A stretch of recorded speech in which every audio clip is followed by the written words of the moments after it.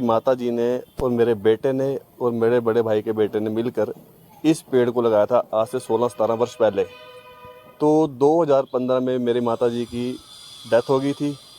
एक तो हमें हुआ कि मेरी माताजी की निशानी है, दूसरा कि इस एरिया में एक भी पेड़ नहीं है। तो पर्यावरण को देखते हमने इस पेड़ को भी बचाना था, पर हमारी माताजी की निशानी है, हमने उसको भी बचाना था। दूसरा पेड़ आम का है, जिसे भगवान विष्णु का रूप भी कहा जाता है। तो विष्णु भगवान को घर में रखना बहुत ज़रूरी है। इन सब चीज़ों को देखते हुए हमने इसे बचाया। हमने जब ये मकान बनाया, 2 मंजिला मकान है, हमने ये नहीं सोचा कि लैंटर बचाना है कि क्या, हमने सोचा सबसे पहले पेड़ को बचाना है। हमने पहले इसे उचित स्थान देकर इसको बाहर निकाला, उसके बाद हमने पूरे अपने घर को बनाना शुरू किया। ये पेड़ हमने लगाया, हमारे बच्चों ने, राघव शर्मा और नेश शर्मा ने, अपनी दादी के साथ, मेरी मदर इन लॉ के साथ। उनको बहुत शौक था। तो ये देखिए कि अगर बच्चों का ये शौक था, जब वो इतने छोटे थे, शायद 5 to 8 ईयर्स के होंगे, तब उनको पसंद था कि हमने ये पेड़ लगाना है।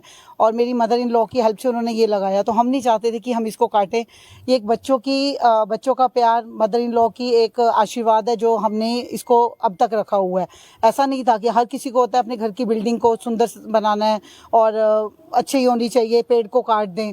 तो बट हमें नहीं लगा, हमें लगा कि हम चाहे जैसा मर्जी हमारा मकान बन जाए, चाहे कुछ भी कंस्ट्रक्शन में आर्किटेक्ट को बुलाया गया, उसने भी बोला कि बहुत ज़्यादा प्रॉब्लम आएगी, लेकिन हमने कहा नहीं, हमें ये चाहिए तो हमें ये चाहिए, हमें लगाना ही है। ये बहुत सराहनीय काम है। उन्होंने इसको प्रोटेक्ट किया है, एक आम के पेड़ को, और अपनी छत में से भी उसको जगह दी है उस पेड़ को।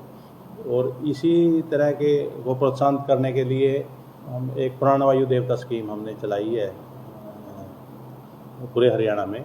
और करनाल में 112 बेनिफिशरी हैं, जिन्होंने बड़ पीपल, पिलखंड और ये जो एंशियंट ट्रीज़ हैं, इनको प्रिजर्व किया हुआ है।